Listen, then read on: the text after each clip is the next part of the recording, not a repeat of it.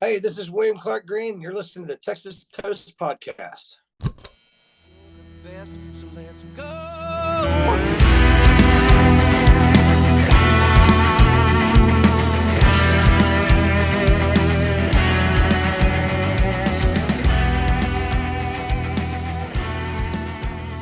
Big cheers, everyone, and welcome to the Texas Toast Podcast, where we toast the best from Texas. And this is a big, huge cheers and a big toast right now. William Clark Green, welcome to the podcast. It's so nice to see your face and have an opportunity to visit with you. And we appreciate you so much taking the time to drop everything and visit with us. Yeah, absolutely. Thanks for having me on. I want to jump right into your current what's going on. I'm so excited about it. You've got Live from the Baker Hotel as we record this coming out in just a few days. You've already dropped Feel Alive and also Baker Hotel. So go in, in 2022, you released the album Baker Hotel, and now you have this live recording. So tell us all about that. Man, what a whirlwind that was. Yeah, it's just the live recording was not supposed to happen. It was supposed to be a live feed from the Baker Hotel during our release. We were supposed to it was supposed to just be a live show, and we were going to stream it. And the streaming company uh, did not do their job, I guess. So we had to hire. I was like, well, we got to make lemons out of lemonade. So we hired a buddy to come down from Nashville to just start recording the record the best he could. I was like, maybe we'll get a live record out of it. If we're not going to be able to live stream it, maybe we'll get a live record. So turns out that it all ended up going pretty well, and it sounded decent, and we were able to mix it and master it and do a live record. So, which actually to me is way cooler than doing a live streaming during the release. So that's kind of like music business 101. It's like nothing really goes to plan. You got to hold on and make the best of it. So but that's kind of the story behind that. But the doing the record, the Baker, I mean, Mark Rawlings is the contractor and one of the investors, and redoing the Baker Hotel. And so when we reached out for the music video, we were going to do it in Austin at a pretend hotel and just kind of fake it. And I was like, well, we might as well just reach out and see if we can get a hold of somebody that at the Baker. Maybe they'll let us do it there. We knew it was under construction. Well, it turns out the contractor was a fan of ours and was literally just at our show at Green Hall. And as a fan, he was like, I would absolutely love to have you guys. And he rolled out the red carpet and let us stay in his house and used his house and all his contacts in town. And now we become really close friends. So it was kind of just seemed like it was meant to be. Sounds like it was meant to be. So Yeah. basically on this live album that's coming out, it's all the same songs, or did you is there any surprises on that? No, it's actually the only live record that we've done. This is our third live record. We did the track listing on the record. We went Okay. all the way. So during the live at Baker, which was supposed to be a live streaming, we played in like a circle, and we invited all of our close friends and all of our close radio friends and music business friends and stuff like that. We invited them all into the Baker because it's not really open to the public. So we had to invite people that we trusted that weren't gonna fall and sue them, like that kind of thing. Exactly. And and so yeah, that's we were just going to play the record for them, and so the whole live record is just the track listing of the actual record. So I guess the live record is just proof that we didn't cheat in the studio. Right. So we were capable of playing our record live, and just like we did in the studio. So which is, and there's no overdubs or anything like that on it. It's a one take deal. So pretty cool. That is just such a cool thing because, especially with the release of this and the Baker Hotel being so famous, is it, I mean, of course they talk about it being haunted. I mean, any experiences with that while you were there? While you spent time there? Uh, no, I haven't. Yeah. There's multiple people that have passed away in that hotel because back in the day in the 20s, um, people who were ill, who had no chance of survival, they would literally go there to drink out of the well to hopefully it would cure them.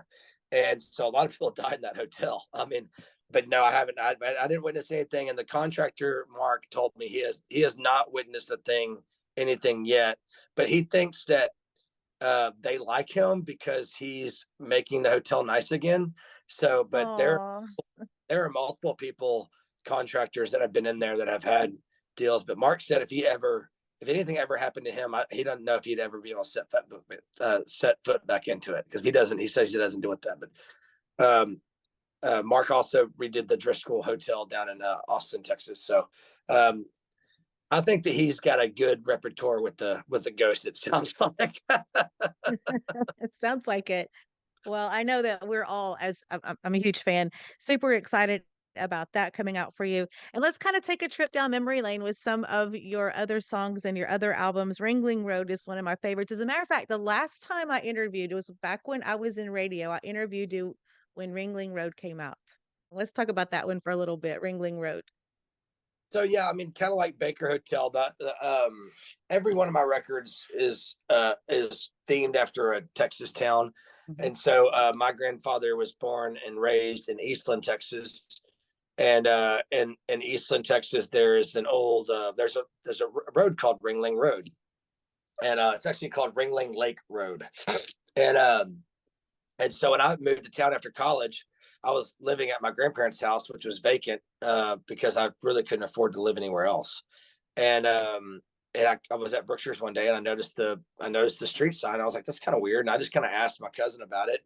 And then I got this whole spiel about how the Ringling Brothers bought it bought this property back in the 20s, and they were going to build this amusement park, like a Six Flags type deal, because Mingus, Eastland, Cisco, Cisco has the first Hilton hotel.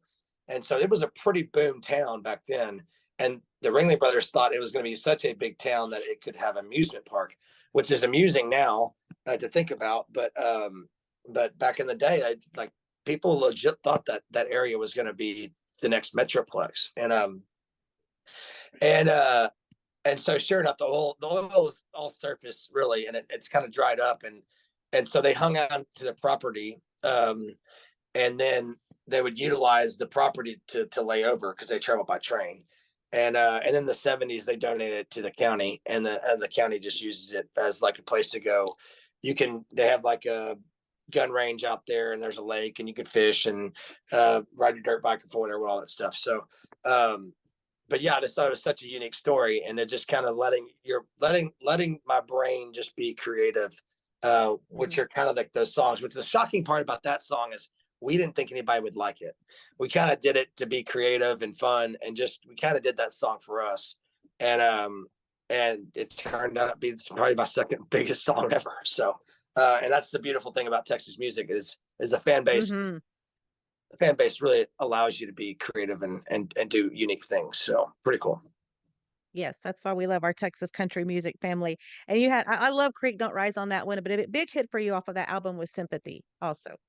Yeah, yeah. Sympathy I wrote with Brad Tersey. He when I it's kind of funny story about that. I walk into his house and he had a Randy Rogers record on his piano, and I was like, it was the Trouble record, and I said, hey, I love this record. He goes, yeah, I have a song on that record, and I was like, well, my favorite song, Splash Flood, and he goes, that's the one I wrote with him, and I was like, oh God, this is gonna be great. So we start writing, and he gets a phone call, um, halfway through the write, and it's you can tell it's a very, very important phone call. And he was like, I'm gonna write, but I'll be there as soon as I possibly can. And he was almost crying on the phone. And I was like, dude, what was that about? He was like, oh, it's me and my band. We just signed our first record label, and they're all going out to celebrate. And I was like, dude, we don't have to write. Like, go. That's so huge. He's like, no. I got like 45 minutes. And so we kind of wrote that song in like an hour. And then as I was leaving, because getting a record deal it is a big deal, but a lot of people get shelved, and a lot of people that get record deals, nothing ever comes of it. It's just kind of the way the music business works. And so as I'm leaving, I go, by the way, what's the name of your band? And he goes, oh, the name of my band is Old Dominion. And I was like, oh, what a terrible, in my head, I was like, what a terrible name for a band. I'll probably never hear him ever again. Well, we know now. Exactly. So it kind of shows what I know, but yeah, still text Brad, and Brad sent me a really sweet text one. That was the first song that so he's been working in Nashville for a long time, and he sent me a text. He says, this is my first number one hit. He's like, I've been working in Nashville for all these years. This is my first number one hit. And it was, even though it's just a Texas #1 hit, it still means a lot to me. And I was like, man, that's a really cool text. He sent me that. And then the next week, their song goes #1 nationally. And I thought that was really cool. He probably knew it was coming and then saw that and was like, that's pretty, I thought that was just really cool. So Let's talk about your songwriting and when you first started songwriting. And well, my first question is who you co-write with a lot of people. I know a lot of our Texas guys you co-write with. So who are some of your favorites to get together with and write? um everyone's got their own talents, and some of the guys can write incredible songs but are really poor co-writers, and that's okay. But I think one of the most talented people to write with, that I can write with, is Zane Williams. I think Mhm. he I really think he's one of the best co-writers and songwriters out there. But I mean, there are guys like I wrote Anymore with Max Stalling and Zane Williams, and I wouldn't say Max is the best co-writer, but he's one of my favorite writers of all time. Max is not. He's. I think that write with Anymore was one of his first times he ever co-write ever, and so it takes a. Texas does not really have that. It doesn't have that co-write mentality. Like Nashville does. I remember when I first started co-writing, it's very invasive. It's just doesn't feel right. It feels like, it's always, especially the way Texas guys write from the heart pretty much. And so it just seems very not natural. And I've learned to really love co-writing. I still love writing songs of my own too, but I remember when I first started how uncomfortable it was. That's kind of how it was when Max was writing Anymore. I could tell he was just kind of uncomfortable. But Zane, Zane's been doing it so long, and me and him have written so many really fun songs together. I wrote the dog Yes. song and wrote Anymore with him. And um, this actually reminds me, I need to holler at him, and I'd like to get another ride in with him. So When did you first when was your moment that you were like, "Yes, I'm gonna do this music thing"? Because I know that you had started playing at a young age, and you say that Willis Allen Ramsey was the one that influenced you listening with your dad. And so when was your moment in music to when it was like, "Okay, everything aside, this is what I'm gonna do"? I still don't know if I've had that. Really? It's just kind of, it's gotten to it just never quit. It never stopped. I still haven't had that. This is what I'm going to do the rest of my life. Um, I'm 37, about 1038. I think it's kind of obvious that's the trajectory I'm going on. But, my whole deal is I was do it as long as I love it. And so, as long as I love it, and now what's important is, being able to be financially, I'm raising a family. So, Mhm. that trumps my dreams, and we're not gonna have my family suffer because I'm chasing my dreams. But luckily that's not the case now. But if it ever came to it's not an end all be all, I guess is what I'm trying to say. It is something I will always do, but it might not be my primary source of income, in the future. And who knows if that's, yeah, songwriting was always something I had to do. It was never something it's just something I had to do. It was weird. It was never like I needed to, or I'm going to. I just always did it, whether I did it before anyone knew I was doing it. And that's kind of my mentality on it. I just really, there's only really three things I enjoy about the music business, and writing is one of them. And so, it's yeah, I mean, it's the only reason I do what I do is the songwriting. That's the most important. If I ever wasn't able to songwrite, like had a record deal and they wouldn't let me put my own songs in the record, I'd be miserable. So, Sure. yeah, fun of it. So, So if you didn't do music, what would you do? oh, I don't know. I don't know. Depends. I don't know. I've never had to think about it. So I've kind of got my hands in a bunch of different things. I got a beef company. I'd love to make that builder bigger. Would be really cool. I do I have some rental properties here and there, and I really enjoy building and remodeling and that kind of stuff. So I think I like a little bit of everything. So I don't think I could pick one thing. I'd probably do multiple things. As long as I didn't have to have a boss, I think that would be key. So I don't know if I could have a boss. Well, I'm glad you brought up the rental property because I live down here on the coast, and so I property manage some. I mean, like, I'm in Matagorda, so the beach is right there, the bay's over there. So I property manage a couple of VRBOs, and I saw where you and Roger Kreger have a rental in Crystal Beach. Yeah. How's that going? That's exciting. Yeah. Well, so I was convinced to go. So my family's been going out to Crystal Beach since the 30s, and our beach house got destroyed in Ike, and it was really a cabin. It was you know how the Texas coast is before a hurricane. It's some there were some they're shanties on sticks pretty much. They weren't really nice homes. So ours got destroyed in the hurricane, and I met Kevin White, who owns Bonita Creek Hall, and he bought right after the hurricane and started building down there. And he kind of told me what it would cost to build a house. And so I've saved up for like 6 years. And then I played a show at Bonita one night, and I was like, hey, I got the money for a house. And so he helped me build my first house down there, which we still own. And it wasn't on our family property. It was a property I'd purchased.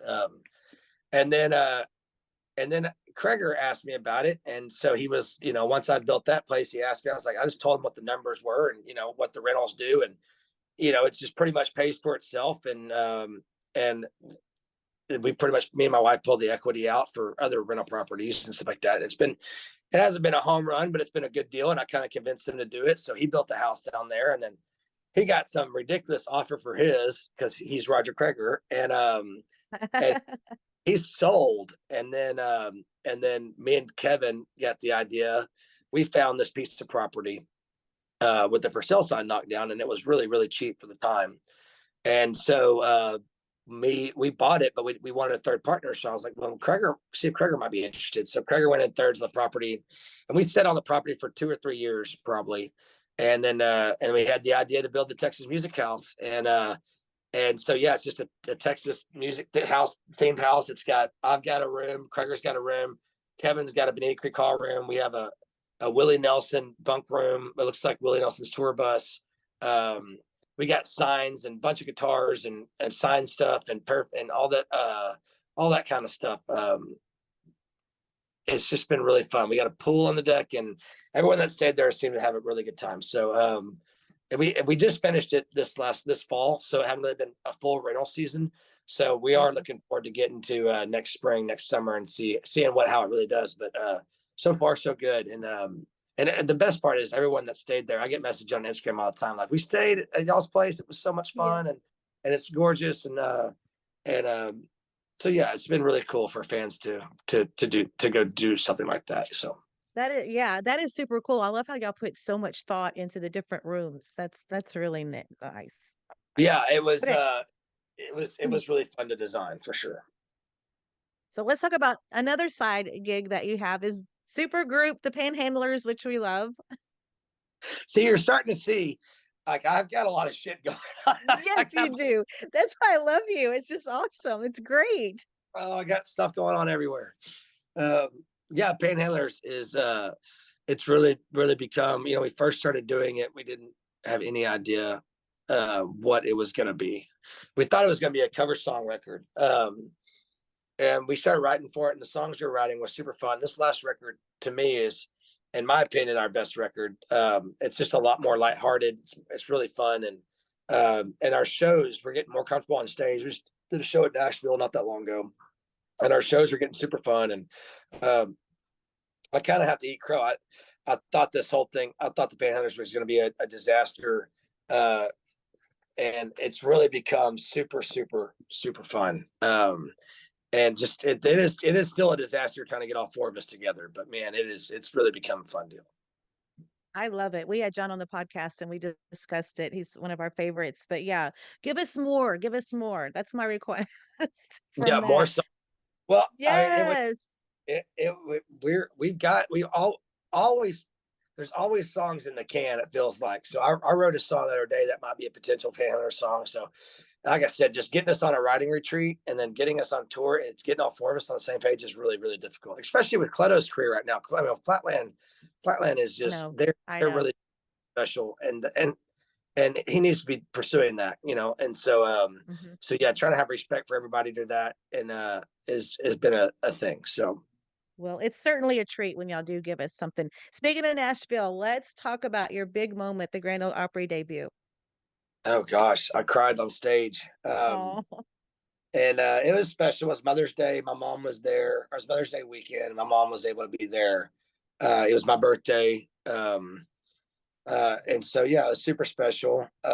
We did get invited back, which was really cool. So I didn't do a terrible job, but yeah, I haven't played a show that nervous in a long time. I really haven't. I really hadn't been that nervous on stage in a long time. And I think a lot of it attributes to I wasn't playing with my band, and the band there has been fantastic, but it's just a lot of trust without a rehearsal, and it's just like you're kind of up there, and but they've done that so many times, they've got it down pat. The songs I sung was Anymore and My Mother, and I've sung those songs 100 times, but I still almost on the verge of forgetting the words on every line. I mean, I just was nervous. I was really nervous. Wow. Outside of when that came about, the Grand Ole Opry, like during your other part of your career, what was another moment for you that was a big stage that you took for the first time? Maybe I here in mean, Texas. Green Hall was one of those moments. Billy Bob's. I mean, that's kind of what it felt Mhm. like. It felt like one of those moments where you work and work and work, and this is a moment right here. This is a defining moment on. Are you ready for this step? Are you ready for this stage? And and if you mess up, you're not. So that's kind of like the. But yeah, I remember that happening at Green Hall. I remember that happening at Billy Bob's. Those nostalgia big places. I mean, Green Hall and Billy Bob's are the Grand Ole Opry of Texas. I mean, they are that stage. They Yes. they are that. So yeah, it was intense. That feeling doesn't happen often. The older you get, the bigger in your career. The more you gain success in your career, those moments don't happen that often. So it was, confidence was not something. I was not a confident person that day. So yeah, but I was afterwards. Mhm. Well, we were excited for you when we saw that you were gonna be doing that. And so you're out touring, I was looking at your schedule. Your schedule's absolutely loaded. I've been to your shows before, love going to your shows, but you have this big blow up your TV tour with Drake White. Yeah, we're on our second weekend right now. We just finished our last show in Texas, which was in Midland on Saturday night, and so we head up north, heading to Denver on Friday, I believe, and then Saturday is Wyoming, and so we're finishing out the year up north, and then as soon as we get done, it's Christmas, and then Panhandler, and then Steamboat, Mile Zero, and then Panhandlers Mhm. Day. So it's been a blast. Drake's a very soulful, preacher-esque type of human being. I've really enjoyed getting to know him better, and his band and crew is it's been a really easy, non-confrontational uh, joining of two forces. I mean, we were both on the same page about stuff, and his show is fantastic, and I feel like my fans really appreciate him, and I feel like his fans really appreciate me, and it's been a good marriage up to this point. So. Yeah, that's exciting. So speaking of being on tour, what's some of your favorite things about being on the road and maybe some of your not so favorite things about being on the road? I think it's the same thing. I think my favorite thing about being on the road is getting into, like, I've got a kiddo, a wife and kid, and having a kid on the way, and you think you want peace and quiet, and then you get it, and that's my favorite thing. At first, when you first get on the bus, and you got your bunk, and it's just this little space, but you got your bunk, and you got your temperature, and you got everything set up, and no one's talking, and no noise, and you can sleep as late as you want, and that's my favorite thing now. And then, and my least favorite thing is whenever that wears off, and you can't wait to get back home. I mean, you Mm, know, um, that's probably the two that, yeah, I mean, it's awesome. I think we all, there's a few of us on the bus who have kiddos, and as soon as we get to the bus, it is like we all can't wait for that, the golf, the round of golf the next day, because our road life is very lackadaisical, and you're forced to be there, but you're not forced to do stuff all day long. So you really have freedom, it's forced freedom, I guess. But yeah, come Saturday, everyone's like, you start getting missing home and can't wait to see, it doesn't wear it, those feelings of independents don't last very long. They really don't. Um, but it's nice to get them, and it's nice to be reminded of why, how much you miss them. So Right, right. How old is your little boy now? he is. This is him right here. Actually, at my wife's desk. That's him right there. Um, Oh, such a cutie. He is. I quit counting months or weeks, so he's a year and a half ish. So uh-huh. year and a half in like December. So a year and 4 months, I guess. So he's, yeah, what would that be? 16 months, I guess. Um, and I've got another one on the way, and he'll be here. Another boy, Chapman. He'll Okay. be here in March 2nd.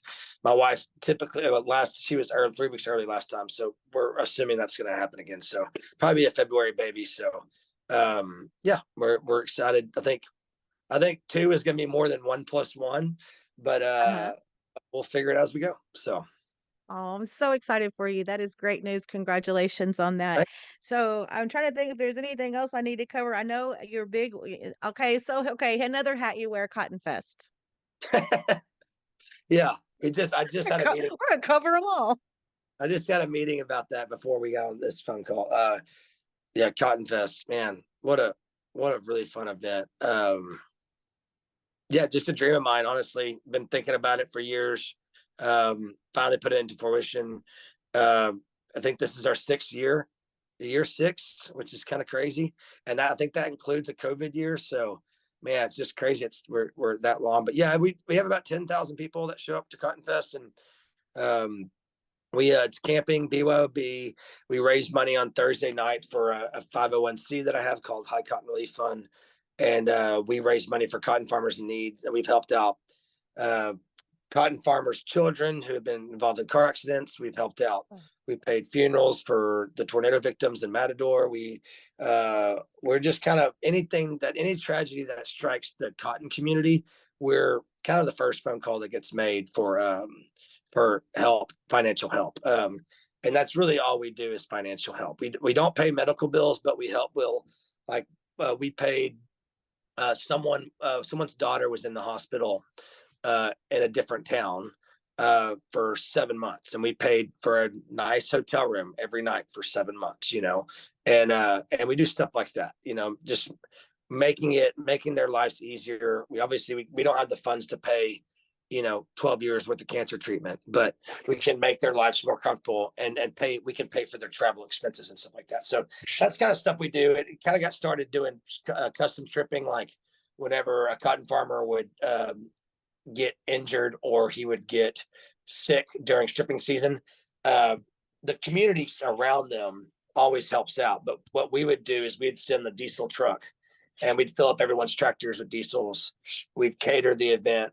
When they strip their cotton, we'd bring food out for them, just so the people who are already helping aren't liable for any money lost, if that makes sense. So that's kind of how it mm. started. And we still do some of that stuff too. So we're very, very heavily involved with fuel companies up there. And like when Matador, got hit with a tornado, we worked the same fuel company that we worked with for years. They just noticed send us the invoice. It's been really cool to watch the community just just without even asking send us invoices, because they know we're going to do it. You know what I mean? Like they're like, oh, they're going to get you guys, don't worry about it. Like it's been really cool. And we've had some pretty pretty uh tear wrenching stories, and we've had some success, really really big success stories, and we've lost some people too. And it's we just had a huge success story the other day. Our dear friend got diagnosed with cancer,